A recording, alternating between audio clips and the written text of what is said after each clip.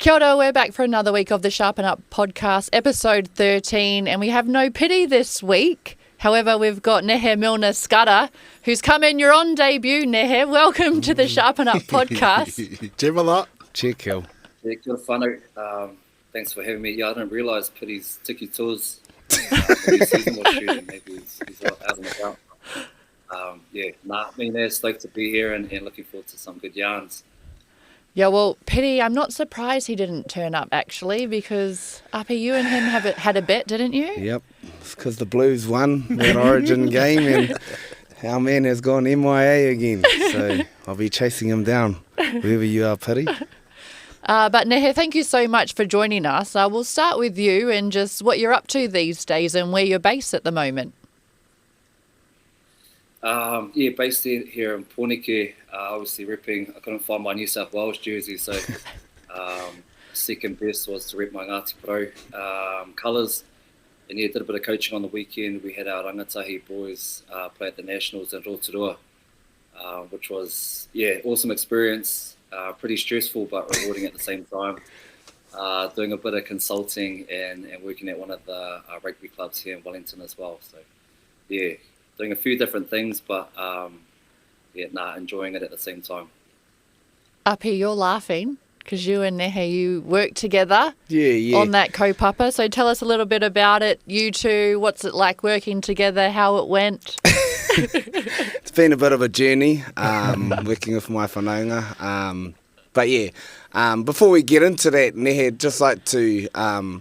for our listeners, just share a bit of your upbringing and how you sort of got into sport and any kōrero about your transition and your experience through hākinakina through sport. Oh, gee. Miki bro, grew up in Te Papaoia and Palmy. Got into sports just from following around my older brother, his mates. Was quite active, so played a heap of touch, a lot of different sports growing up. Went to a small college. I'll give a Queen Elizabeth College a shout out. Everyone, when I say I'm from Palmy, everyone assumes I went to Boys High, which I did for 4 weeks until jumped the fence and went to QC. Not a big school in terms of sporting opportunities, but we went pretty mean at touch, won a couple of nationals, and then followed in your footsteps. I think I was Bray at one of the Newcastle Knights training camps in Wellington. Tried to have a jam at league. Went over to Aussie for a couple of years. Played in the under-20s for the Bulldogs, which was mean. Pretty buzzy experience going from Palmy to Sydney. And then, didn't crack it over there, so came back to Palmy, moved back in with the Olds, and then switched over to Union. And, played for Manawatu, the Hurricanes, Māori All Blacks. And then come out the other end and still, got a massive love for all our sports and doing a bit of coaching and trying to give back in that space with our rangatahi. That was kind of like a quick summation of my journey, bro, but I don't know how long we've got, so I don't want to sort of go too far with it. Mickey, bro, just touching on your upbringing. I know touch was a big part of your development and moving over to Australia to the Bulldogs. What was that experience like, working or going into rugby league, into that environment? And I remember you were quite small, and within like a year, your body had fully changed and, came back with guns and a chest. And, some of the players or some of your memories of moving into that NRL environment as a young fella. Oh, yeah, bro. Like you say, my body went through some massive changes. I think I went over there at like... not even 60k, or just over 60 kgs, 60 something. And then in a couple of months, so went through the off season, first time probably doing weights, first time having protein shakes. And then came back that Christmas and I'd put on close to 20 kgs, which was crazy for me. Like I remember my body being sore for about a month. So I hadn't done weights before and didn't even know I had those certain muscles that were just sore the whole time. But yeah, mean experience, I feel like that's typical for a lot of our, especially our Māori kids, like they're quite scrawny fellas, and so I can kind of give them a little bit of hope in terms of, just getting in the gym, eating the right kai, using like proteins and things like that. A bit of cheat code to help put on some good weight. Played with some Mickey players over there, like the Ben Barbars, Jamal Idris, who else played? Dale Finucane, Josh Jackson, fellas who ended up playing New South Wales. Martin Topo. Heaps of guns that sort of kicked on and went well in their first grade. So, to see those fellas sort of, push on with their careers and stuff was pretty awesome to see. And now you're saying you're working with our rangatahi and you were coaching, in that rangatahi tournament over the weekend. From your own experience, what's some words of advice that you'd give to players who are wanting to go follow their journey, but also to mātua, to whānau, and the important part they play? Because I remember your mum moved over and lived with you for a time there. Any kōrero around that? Probably just, I think from our experience working with our young ones from the coast, is just having that confidence and the belief first and foremost. I think that sort of sets them apart when I think of kids that are based in the cities that have all the opportunities. They've already got that confidence there, and so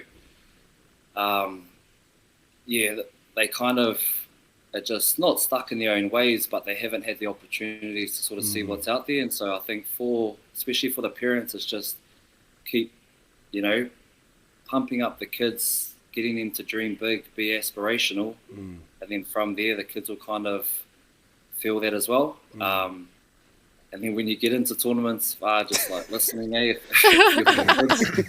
choosing your manners, and just be sort of be coachable. Is probably my main sort of tip and advice. Is it's hard if coaches are trying to tell you to listen and use your manners and just be respectful before they actually get to coaching you about what lines to run and how to tackle and all that. So those are probably a couple of little gems that I've sort of taken away from working with our little breathers from home. Cheer, bro. I watched one of your highlight reels of you as a young fella playing touch. Must have been rep footy or might have been your kura, bro.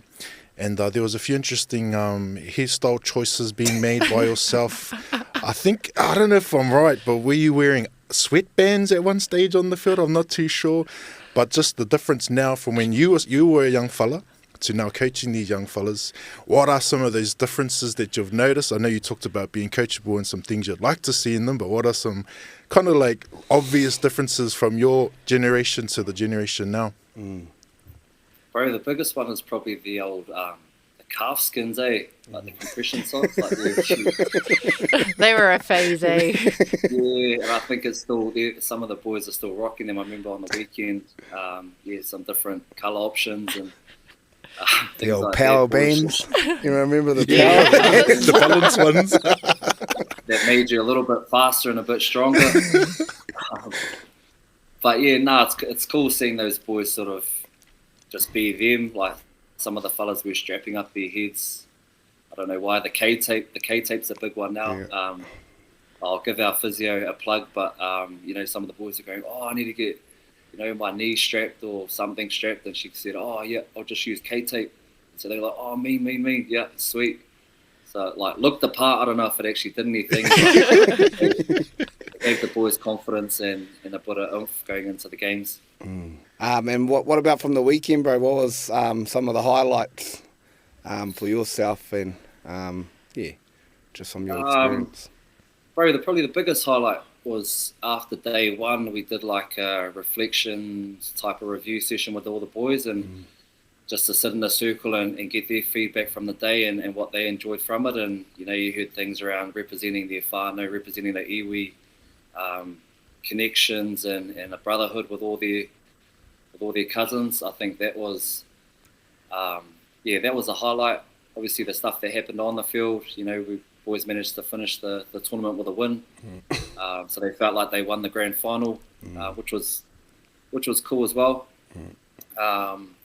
Seeing all the whānau there, like I think I mentioned it at the time, this is probably the biggest sort of cohort or intake we've had of the boys and especially the whānau. So to see the amount of parents and their siblings and aunties and uncles and all the whānau wraparound support there was a highlight too, just to think of where we've started and how it's continued to build and grow over the years. Yeah.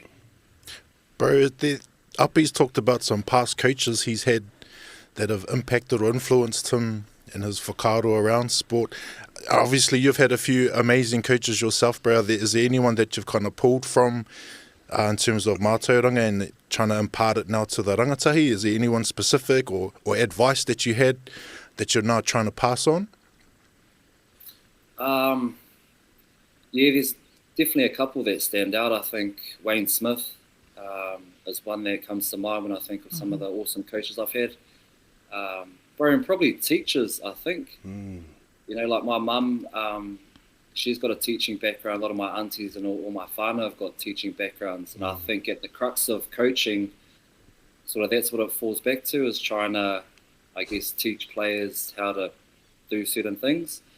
And there's always one sort of quote that sticks in my head is, if a student can't learn the way you teach, then you have to teach the way that they learn. And it's similar with coaching. And so, again, on the weekend, in my head, I'm like, oh, yep, boys, you need to do this.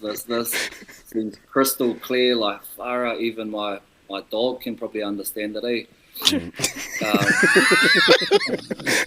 And then how it plays out on the field is just the complete opposite. And so again, that's something on me to kind of go back to myself and check myself around, you know, how I'm explaining it, how do they retain information and all that sort of stuff. So yeah, in terms of coaching, bro, that's probably my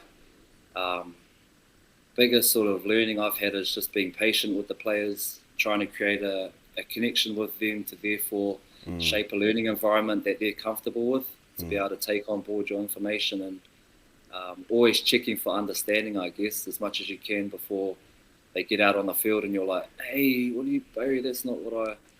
So, yeah, those are probably the big ones for me. Bro, you talked about your mum being in the teaching background. I had the privilege of meeting her, bro, at a Māori Teachers Conference. I was one of the speakers, and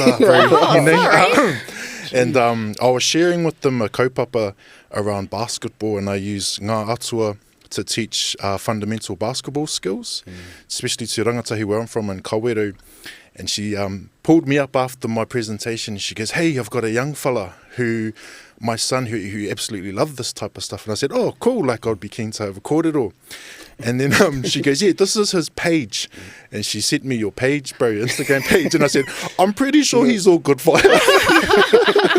I didn't realise that this was your mother, Rashi. And I realised, I was like, does this lady know her son's Nehe Milner-Skudder? But it was cool to chop it up with her and for her to have feedback for me around the using sport as a vehicle as an entry point for a lot of our rangata who are disconnected. So just a quick mihi to both of you brothers for the mahi that you do for your iwi. And I could see just through socials, I drove past the fields on that day, and the amount of light blue jerseys I saw, not just the rangatahi on the field, but all of the support as well. So New South Wales or... No, Ngāti Paru, the real blue. So just on a mihi to while we're here.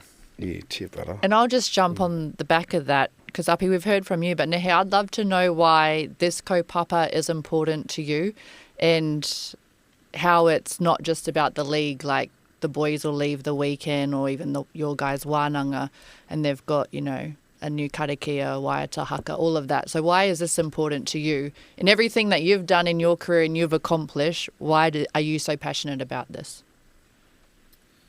Yeah, I think for me it comes back to that identity and knowing who we are and where we come from. And, you know, just through my experiences, you play for different teams, you know, tournaments, trophies, all that sort of thing. All those things, they come and go. But who you are and where you come from, you know, that's with you for the rest of your life. And so I think one of our dads sort of got up and stood up and talked about that on the weekend, just around our identity. And so to give these the space and opportunity for our rangatahi to be able to, I guess, start thinking about that a little bit earlier before they get to, a little bit later on in life, and they go, oh man, I wish I had known that earlier on, which, like, from my personal experience, that's what I would have loved. I always talk about the feeling of wearing the sky blue, whether it was the rugby union or our league jersey, and just that connection to, something bigger than just the team. And so, it's kind of just giving our kids in that the confidence and empowering them and showing them the true power and who they are and where they come from. I think that's sort of been, at the core of what we do and what we're about. And I think we're lucky that they love league and they see it as an opportunity to, come together and play. But we're just trying to, I guess, drip feed all these other, important things that they might not realise, and it won't click until they get to, I guess, their later years in life. And what was your experience like, bro, when you were in these high-performance environments and connection to culture? We've spoken about it before, but was there much of that for you when you were coming through, connection to culture, identity and all of that? Yeah, there was a little bit, but I think, like, it was always tied back to something. It was always tied to performance, which I guess for the purpose of what we were trying to do, like, it made sense, but I think to do it like an authentic and genuine way, in a way that you actually prioritize it as it being, I guess, one of the, the main things, that's the difference that I saw. So even the way that we kind of run our wānanga, we prioritize, karakia, connection, learning the haka, whakawhanaungatanga, all that sort of stuff. And then the league and the game itself is kind of comes at about stage 2 or 3. And so, I guess the comparison I'm trying to make is that the culture and identity in some of the high-performing teams was almost just like an add-on, or it wasn't sort of prioritized as much as, when you live and breathe it, and the Copapa is the Copapa. I got a bit of a memory, bro. I don't know if you remember, but Which one? which one? No, but it was the 2015 Rugby World Cup. Sorry, I think he was playing over in Manchester, and me and Bundy sort of messaged up and sort of said, what after the game, bro. He said, we're at this bar, bro, but we've got a curfew, we've got to leave at 9 o'clock. So me and my mate went over to their little booth, and they were there for like 5 or 10 minutes, and then him and his teammates all had to go, and me and my mate got to pretend to be All Blacks.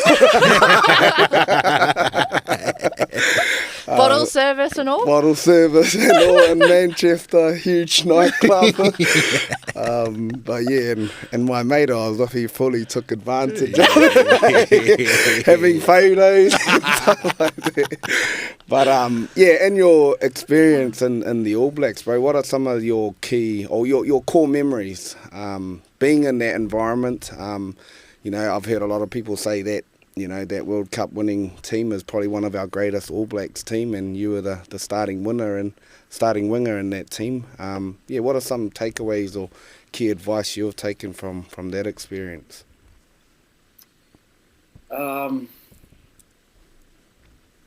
Bro, it was kind of just around how hard everyone went, like the standards and expectations. And so, like, for example, bro, like, our trainings were hard itself on the field, but then as soon as we finished, everyone's doing extras. The amount of like work that people did behind the scenes, and so a lot of people don't see that in terms of like what plays out on a Saturday or whenever we play, but the amount of work and effort that goes into it is quite blows my mind still, and that's what I was kind of amazed at going into the environment for the first time. As well as that sort of work ethic, like the selflessness. I think of guys like Richie McCaw, Dan Carter, Sonny Bill Williams, these absolute legends of the game. Like, they just treated everyone everyone the same. They didn't think that they were any bigger than the team. And so that kind of like, not higher purpose, but just understanding that the team always came first, no matter if you played 1 test or 100 tests, everyone was all on the same level. And yeah, just that sort of respect, I think, that everyone held for each other. When I think about other teams I've been in, and just working with our kids, like those kind of key things around work ethic, not thinking that you're bigger than the team, little gems that kind of hold you in good stead no matter where you are. That year, 2015, Nehe, you're playing for Manawatu, then you go, was it straight into the Hurricanes and then into the All Blacks? Like, it would have been a whirlwind year. What was that like for you? Yeah, I was just riding the wave. Actually, I was kind of just, yep, sweet, who are we playing this week? Like, without getting too far ahead of myself. Like, at the time, I was still like, how am I even playing for the Hurricanes right now? Like, guys like Corey Jane, James Marshall, Andre Taylor, like legends, and how I was playing for them. And so I was just like, I just need to play mean for these fellas. And then all of a sudden it was the All Blacks, and then I was like, go sweet, get through the next week. And just on this roller coaster, kind of an autopilot in a way, which was probably my coping mechanism, to not let the pressure get to me, and kind of just focus on where my feet are, and not buzz out that I'm sitting next to like Richie McCaw and Dan Carter and all those fellas, and try and play it cool. Did you have those moments though when you on your own, like, oh my god, I am next to Richie and Dan? I remember we were at I think it was the Heritage Hotel in Auckland, and we assembled for one of our camps, and we all get like sort of roommates, and I went into whatever room we're in, saw some of the bags that were already in the room, and I was like, I wonder who I'm rooming with. And I saw the initials RM. RM. And then, sure enough, Richie came in like about 2 minutes later. I'm like, wow. Richie, me. Bit of a hongi or? No, it was just true, bro. And then I was lucky because he was, I remember he was filming for his movie at the time.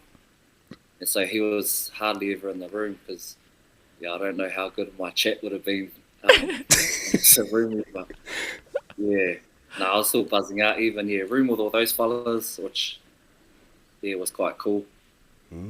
Bro, you talked about being grounded, and one of my core memories of you, bro, is that try, and I think the All Blacks posted it recently, and it was that flick pass from Bodie.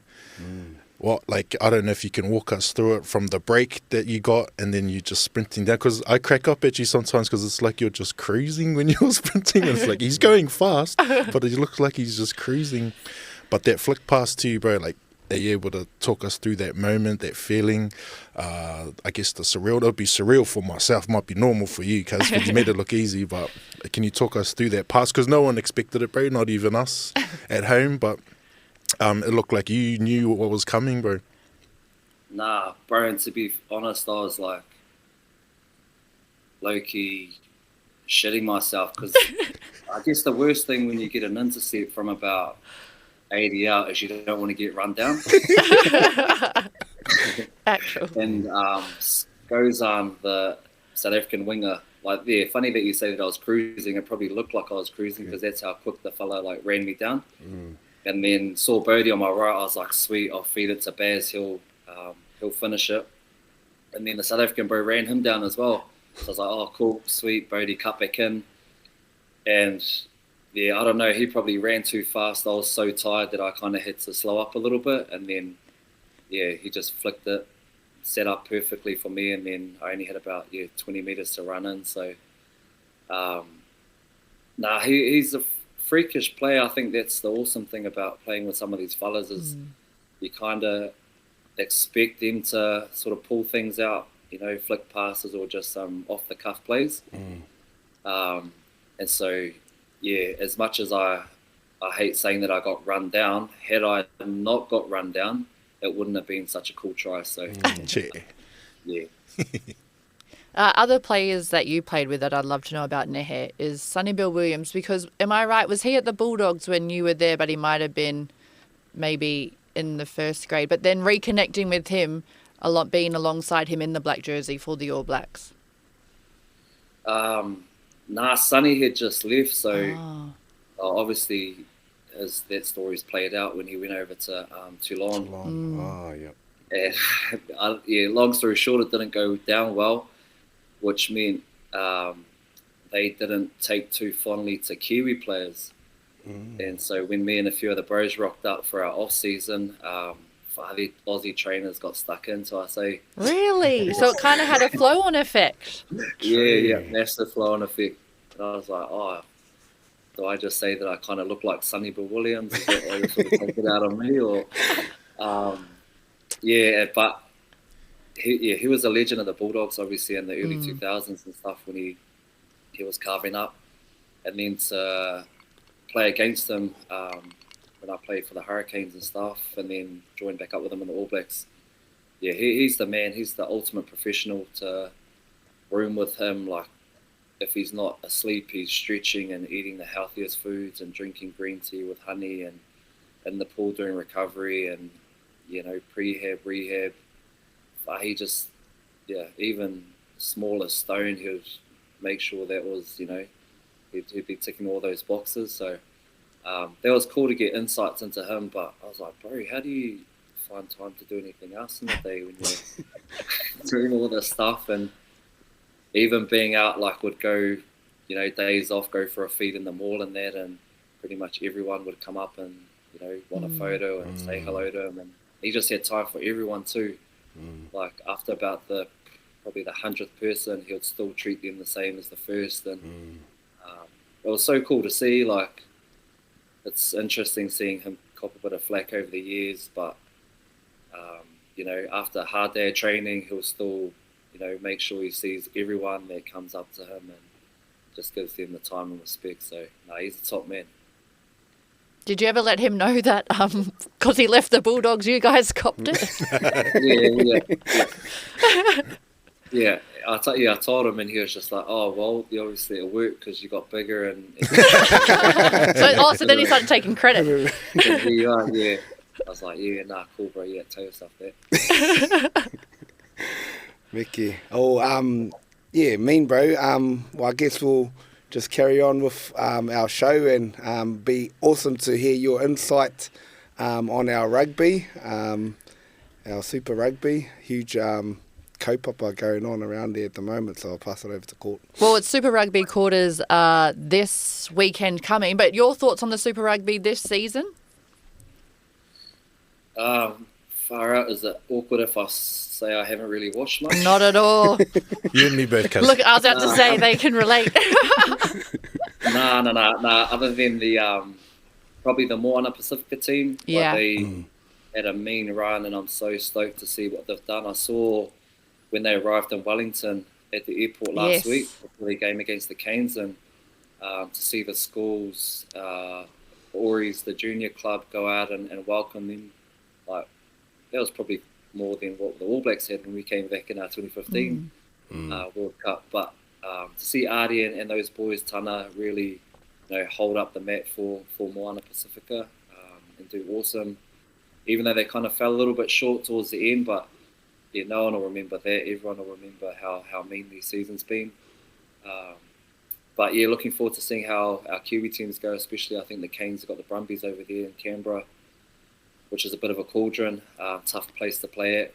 So, there's some good games coming up this weekend.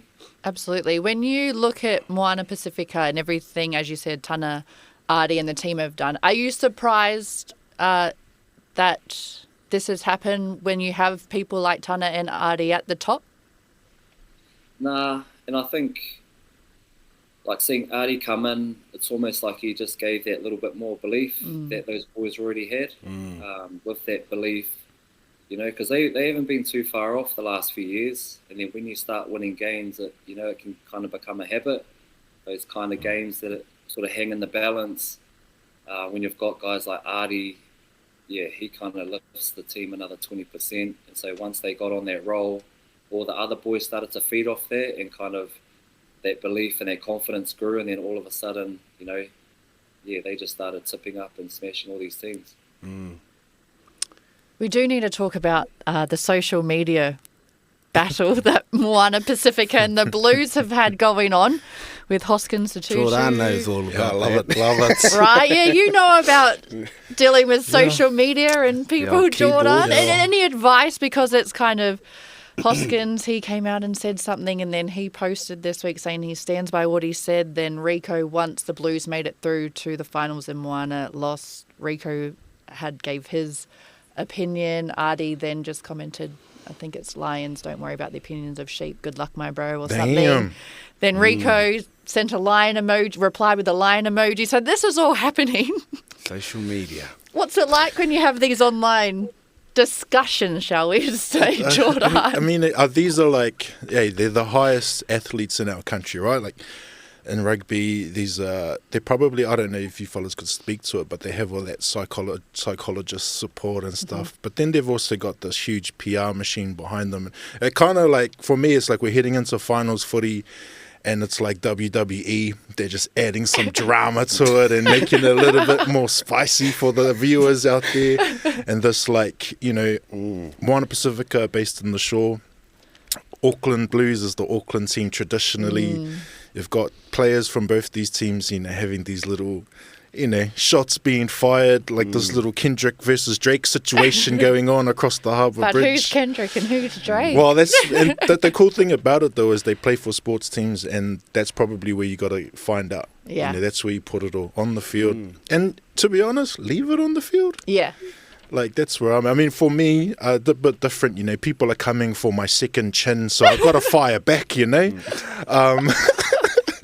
But I think for those boys, they're professionals, they're big boys, and I mean, All Blacks camp's going to be a bit squawkward, but I like that little bit of drama heading into the finals anyway. I'm sure they'll figure it out, but I don't know what the impact for rangatahi is, though. It's one thing that I'm mindful of, is if young people are watching their heroes going at it, I'm like, I don't know if this is a good look. And they're humans at the end of the day. I get it. But I'm just mindful of what that kind of perspective is, and if they actually do have people talking to them. So that's what I'll be mindful of. I definitely don't have people talking to me when I'm having troll battles online, except for my mum saying, who cares? But I don't know what you guys think about it. No, that's a good tirohanga, bro. That's a good look. I didn't really think of it like that, and these boys are tight, these are represented in the All Blacks. To make that team, you'd have to have some pretty good values, as a person first. So, and it's entertainment at the end of the day. But, I agree. I don't know if it's, because our kids, like, they believe everything on social media. Yeah.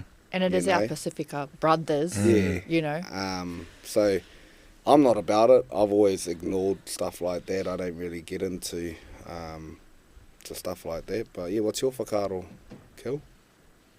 I know those boys are pretty close, so they'll be having their own sort of convos Group chat. that are playing out offline. But so typical yours, bro, in terms of because our kids will just copy everything. They role model. They look up to these fellas as role models, so they're like, if it's playing out on social media, then it's all good for me to have a crack at my mates or anyone and everyone. But again, I hope that later on down the track something plays out. It's almost like a bit of reconciliation, or the boys end up saying, it's a bit over the top or whatever, or there's like a good positive outcome to it, as opposed to just staying in this bit of beef or whatever you want to call it. Or maybe we see them on social media supporting them at their game. Maybe. Yeah. Blues versus the Chiefs this weekend. That's you two versus each other. So what do we reckon? What's the bet this week? I don't lose either way because I'm a Blues supporter, but whakapapa Waikato, so I'm winning either way. Chiefs all day. What a sit on the fence guy. I'm Chiefs, definitely. I think they've had an outstanding season, and Blues could bring it. But yeah, just to touch on that too, just that we're you know, that we're the only 09 team, and talking about the Moana Pacifica, you know, junior is, I think the reason why they've had this wave of supporters, it's bigger than rugby, you know, and they've touched the hearts of their communities across the world. So as long as, you know, and I'm sure Ari, we've seen as the type of leader he is, he will still, you know, uphold the mana of their Copapa and their team. So yeah. Nice. Well, that's the Super Rugby quarters that'll be played this weekend. All right, moving on to NRL. And the Wars got the win over the Bunnies, 36-30 on the weekend. Nehe, I'd love to know, did you always love rugby league, or was it just the opportunity came up and you thought that you would, you know, when you moved to Australia? Or did you have a real passion for league? Yeah, no, I loved league from an early age. You know, I used to watch almost every game at Benji Marshall's. I was talking to someone the other week around Ngāti Ngā There used to be a program on Māori TV on Thursdays at 8:30. So obviously before going to bed, you know, that was sort of like the ritual every Thursday to watch Ngāti Ngā Reo and see all the sort of Kiwi Māori boys that were over trying to crack it in Aussie. And so, yeah, no, I've loved league from an early age. It was sort of similar to touch as well.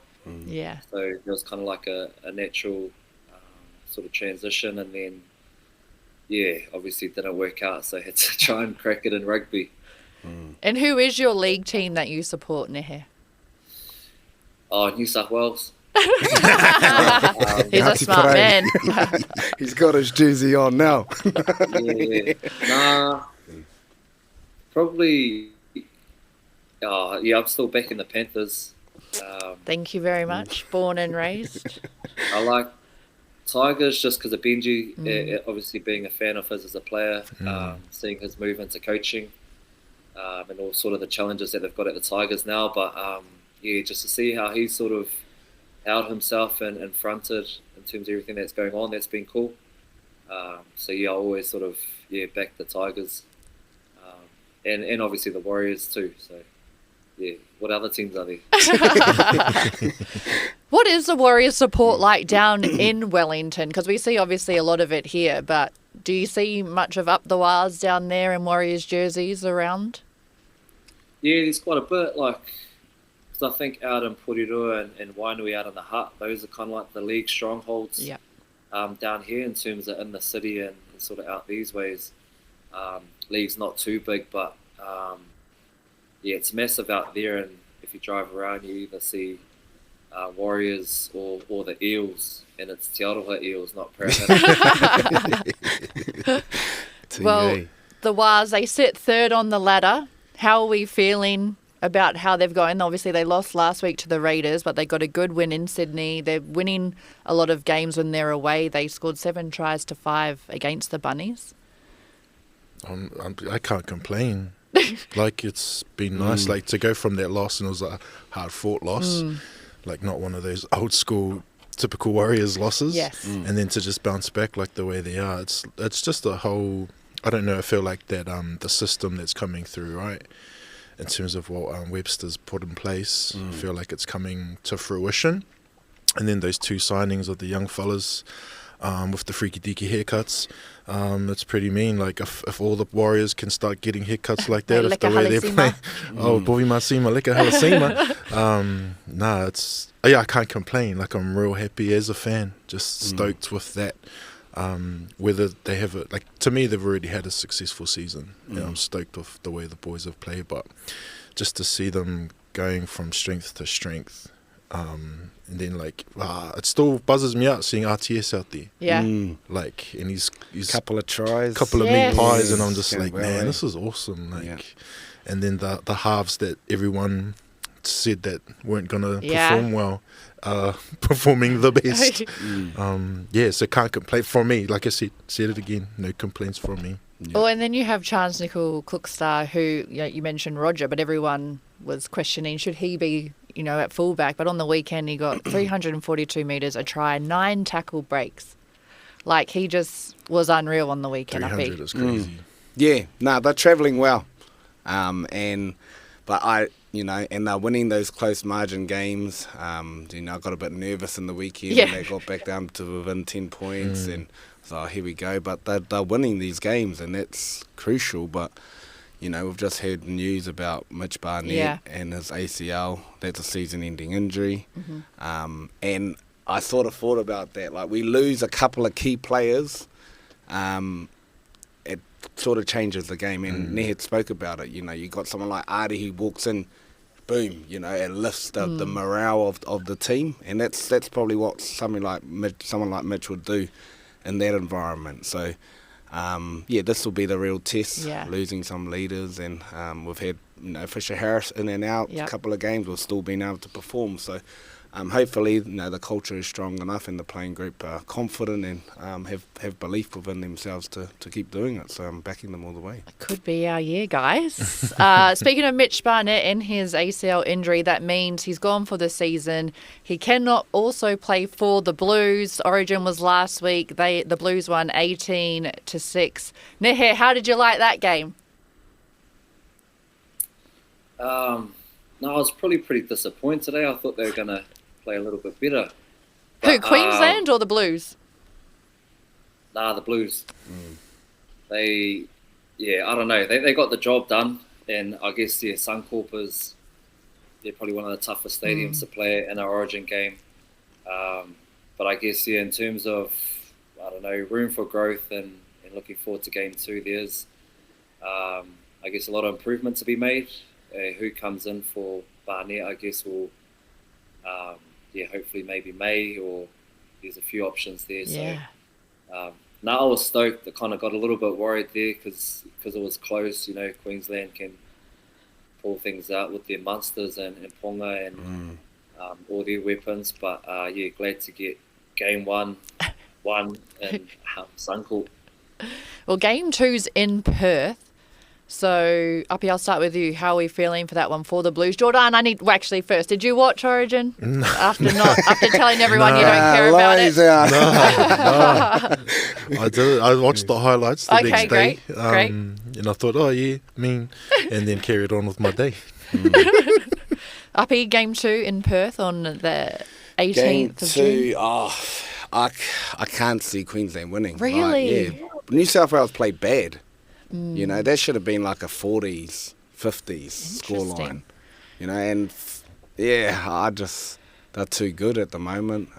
Cleary and Moses are just, and it's mainly because their middles are winning the ruck. Like, they dominated like that first 20. You win the ruck, it's so easy, and those world class halves are going to pick the right option 9 out of 10 times. So. Unless they get some muscle up front and change that, then it's not really going to change the result. That's my whakaaro. Nehe, you agree? Oh, I couldn't have said it any better. All right, moving to the real state of origin, because Uppy, you mentioned it last week that you were going home to play in your state of origin. Yes, the Battle of the Coast. Yeah, so tell us all about it. Yeah. Nehe, you probably heard about it on the weekend. No, I did. I was trying to watch, caught bits of the live stream, and obviously the bro being captain, so it really been special for him and all the whānau. So, and they got the win too.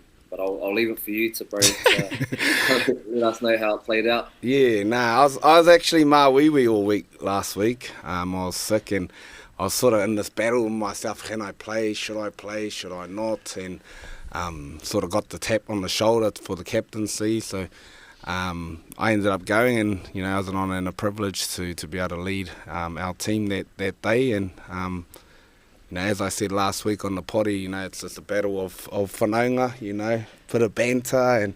And the cool thing was we got to blood a lot of our young players. So a lot of the young boys got to wear that sky blue for the first time that Nehe spoke about, and our kids experienced in the weekend. So we got the dub, another close game by 6 points. But, it was pretty cool experience. Yeah. So you did that, and then you went to Yeah, where so Nehe was for the summer. Yeah, we actually tournament. had Kevin Mialamu. I don't know what his role is, but the New Zealand Rugby Board was up in Ruatoria in Whakarua Park. So it really so- is the state of origin. So the big dogs were there, watching the game, and we hosted them in Uepohatu after the game and had a hakari together. So it was cool to see those officials, and for those officials going to our rural, towns so they can see, so they can feel, so they can hear, and have that full experience of grassroots rugby. So it was cool seeing Kevin Mialamu there, and I didn't get to him to tell him that there's a sky blue jersey for him if he wants for the Heartland. But yeah, that was the weekend, and then drove over to Rotorua to sub out my mate on Sunday morning. He was a bit stressed out from the Saturday. Well, what is the tournament like when you get to Rotorua? Like, how many teams, or not specifically, but how big is the tournament? What's it like for our listeners? Yeah, it's getting bigger. And I got a mihi to Aotearoa Māori Rugby League, to JD and the team that do all that mahi. Like, I think there was over 50 teams, Wow. And I think there's probably the number of teams coming back from Australia is growing. So I think there was probably about 6 or 7. Yeah, Adam Blair brought a team Adam back. Blair, Bernard New South Wales Thompson, Māori, as and across, the board. So there's more, of our uri who are over there coming back and walking around every NRL clubs there. They got their jackets on, full kit with their, Wow. Interesting. But, it's a pretty cool tournament. What were your thoughts, Nehe? Yeah, it was awesome, bro. I think thinking about our young ones, just the exposure to one, come away from the coast, but to be at a tournament like that. And some of the teams that we played against, the Queensland Māori, far out, they probably could have competed in the tour kind of competition. Oh, damn. Yeah. And just for the boys to almost, it's in an ideal world would be playing mean and winning games by 50, but when it's going the other way, it's kind of like, okay, how do we as coaches, just keep, keeping that belief there and encouraging and motivating the boys. But I knew that they, just walking around in their sky blue gears, they walked around with pride and felt cool to represent their whānau and their iwi. So, that was mean. And like you say, bro, the tournament's growing. I think they had 2 of the backfields being played on, which, I played at heaps of tournaments at that Rotorua Stadium. And that's the first time I've seen, the amount of fields being used. So a positive sign for league and to see all our Aussie whānau coming back to jam as well. That was primo. And there's a point that you said, Nehe, that I want to touch on, is the pride and the joy that they felt to play for their iwi. And this is where the Copapa initially started your whakaaro, right, Api? Because you were playing for other teams, was it? Yeah, so I've been going to these tournaments since I was, 16 years old. So, and there was no Ngāti Pro. There was no Ngāti Pro team, in the 30 years of the competition. So right. About 3 years ago, me and Nehe sort of linked up and were like, and I've been lucky enough to play with other iwi, and win the competition with other iwi. But then I sort of hit me. So did they poach you like you poach? Yeah, I was or sort of like, poached. yeah. I was one of those, the haters, like one of those teams that just stack up their teams and full of all the best players. I remember one year we bloody. Which ones are they? I wasn't going to throw you under there. But there was one year we had a Sydney Māori team and playing and we had about 14 or 15 NRL players, in our team that year, and we were. So you won? Easily. But it was after that experience I was like, actually this is not even cool. This is not even what it's about, I believe. And I was like, I'd rather go back and, grind with my own iwi and represent my own people. Whether that's, it's not really about winning rugby league games for 80 minutes. It's more about reconnecting to who I am and my identity. So the bros sort of agreed and we put up a Facebook post and Now we got grey hair. You fellas played together, obviously, and Nehe, bro, you probably caught wind of a story that Uppy told us early on in our episodes back in Manawatu, the touch team. I'd love to get your perspective on the story, bro, when you heard the bro start sharing the karakia for your Manawatu team, bro. I don't know if Uppy wants to chime in here, but I'd love to get your take on that situation, brother. Oh, yeah, bro. That was, that's probably the reason why we got a hiding in the final. To be fair, it was probably the first time. So, yeah, we've done karakia throughout the tournament. And that was the first time I sort of closed my eyes as we were in the huddle. And the bro was doing his thing. And then, ki tēnei couple ngāti bro. I kept my eyes closed. I kind of had a little giggle. And then he must have opened his eyes and then saw me laughing. And then there was no coming back. Kind of like chuckled and muffled his way through the rest of the karakia. Homie, hui, taiki, and then we got an absolute dong in the final. Oh, Kia ora, darling. Kia ora. Yes, that was.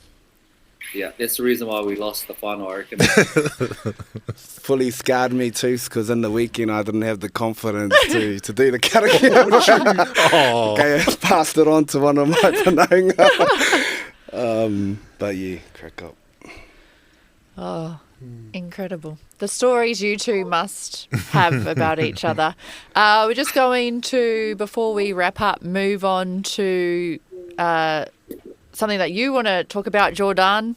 We've seen some, I don't know if we call it local stuff. It kind of is local, but the run at straights and Dan Hooker's backyard brawls and all these different, I guess, sporting Copapa that are coming up.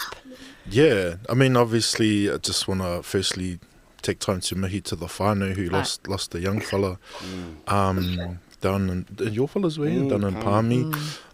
So yeah, mihana to the whānau and lots of aroha. But yeah, just, I mean, I think back to probably all of our days back in, like, you know, from kohanga to primary school, and why they kind of banned bull rush. Yeah. I remember.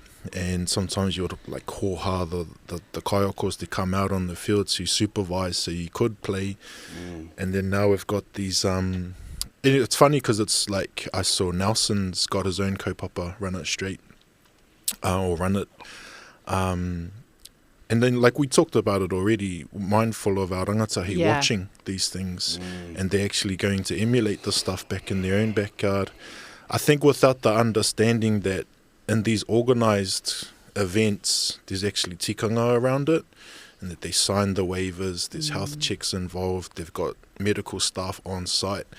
I actually don't know where I sit with it. Yeah. But I do want to encourage, especially our young people, like just to be mindful that things can go awry and people can get hurt. But yeah, it's been popping. It would be interesting to see where like governing bodies sit on it. Like I was thinking about ACC and stuff like that, like how they felt about it, and these sponsors that are coming in on board on these events as well, like what's their stance and how are they gonna navigate this, especially if people are, you know, obviously being affected by it. But yeah, I was just interested to hear everyone's whakaaro on that. Yeah, nā tautoko, bro, like aroha ki tērā whānau. And, you know, I'm all about, as I said, I'm all about the health and safety of, you know, everybody and everyone and players. And, you know, it's pretty freaky. Like, we had an experience like that with one of our tamariki in the weekend, you know. So he was playing, he got a knock, the game got caught out, the refs got caught off. And, you know, nobody got hoha. We were playing tipene. It was early in the second half. Boom, no, the physio said he's had a knock. Take him to the ambulance, and you know, got his check, and then stopped talking, you know, and started freaking out like, oh, where, you know, this boy's actually got symptoms. He's not responding. Went to the hospital, got checked out, and he came back all good, you know. But it shows the seriousness of health, and you know, like you just don't know, any freak thing can happen, and these kids are under our guidance. So, and I've seen Rangitane Iwi, Professor Meihana Jury, come out and say they're not about it to be played in that rohe, and I grew up in that rohe, you know, and we played run it straight in the backyard. You know, Nehe probably did too with his. And I've seen Ari's opinion on it, so and that's probably what made, you know, gave us that confidence and the, you know, the balls to do things and try things, and but yeah, I'm all about, you know, the health and safety. So yeah, it's a tough one.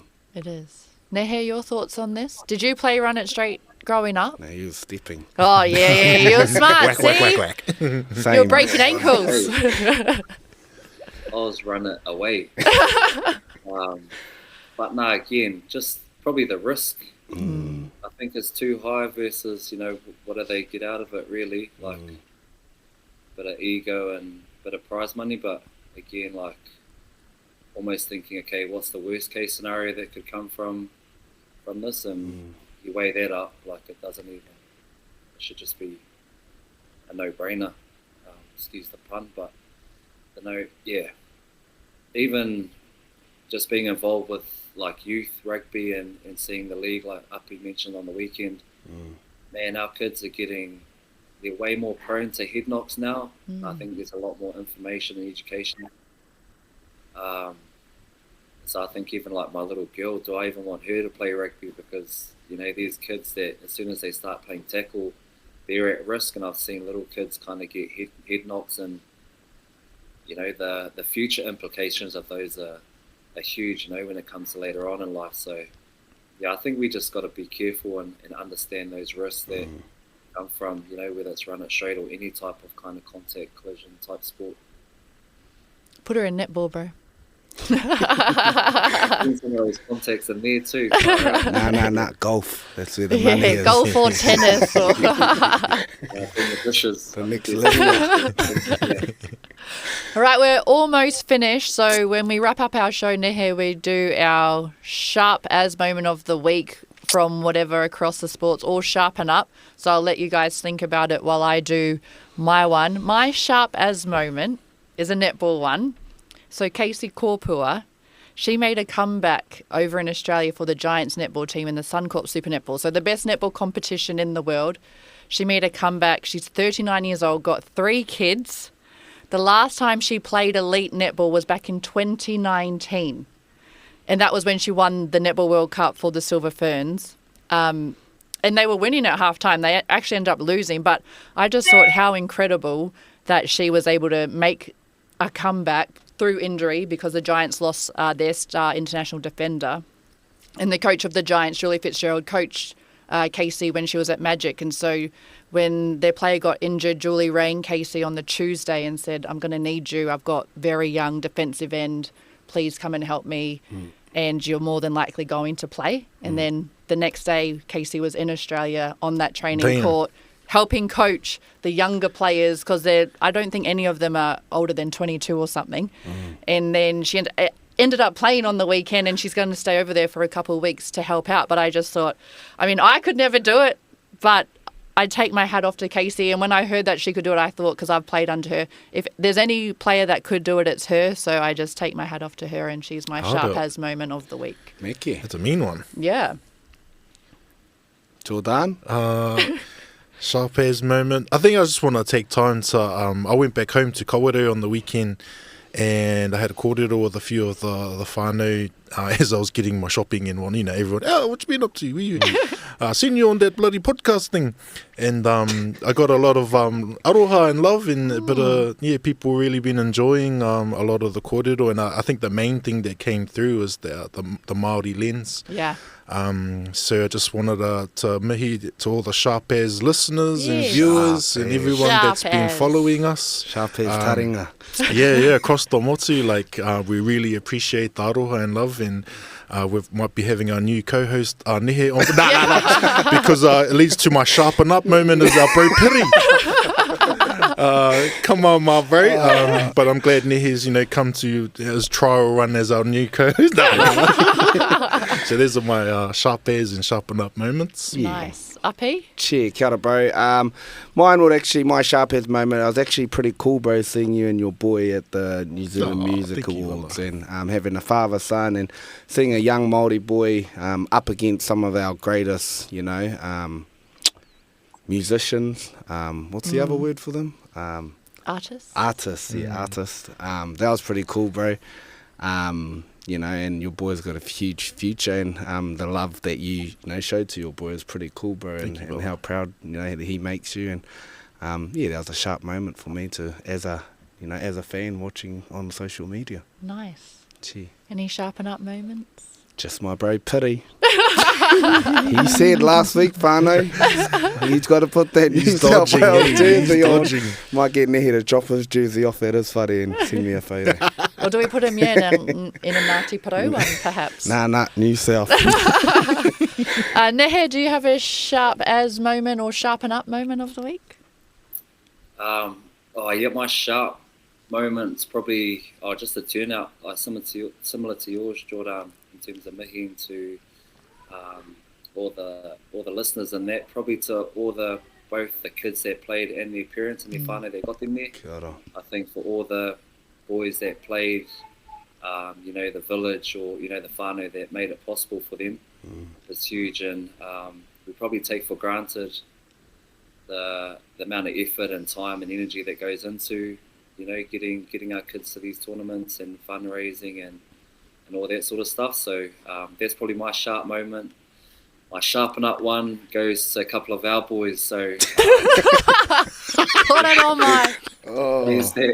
There's that option, the 40-20 when you go for a kick. Yeah. Oh no. And we've renamed one called the 40 Rauri, because instead of our halfback kicking the ball to kick a 40-20, he ended up kicking one of our props in the back. Kicked him up the ass. Kicked him up the backside. So that's my sharpen up moment. Leaders to practice their 40-20s, kicking the rugby ball and not your teammate. And not the breather. Wow. Oh, that was good. Well, Nehe, we'll finish on that one. Thank you so much for jumping on your debut on the Sharpen Up podcast. We'll check your schedule, see if you're back next week, please. But thank you very much. And thank you to our sponsors, to Groove Bar. If you're in Tamaki Makaurau, you can head there. They've got some mean food. What's their burger? With the Mac fried Daddy bread, or something? Yeah. I need to get onto that. Yes, maybe we should go after one of our potties. And then also our new sponsor who jumped on board, Beard Brothers. You guys were talking about the kai that you'd love to try from them. What was it, sorry? Any kind of jotchage they've got, I'll be keen as. Love the jotchage. On way. And they're doing a giveaway, so you can win the ultimate cooking bundle. It's a Cob Pro portable gas grill, a roast rack and a frying pan. All of that will be provided by the team at Beard Brothers. All you have to do to be in the draw is to like this post and follow Sharpen Up and Beard Brothers on Instagram. Easy as, but thank you to our sponsors. Thank you to you two for turning up, Uppy and Jordan, and to our guest Nehe. Thank you so much. We really appreciate it. Cheer, brother. Che. Ka kite.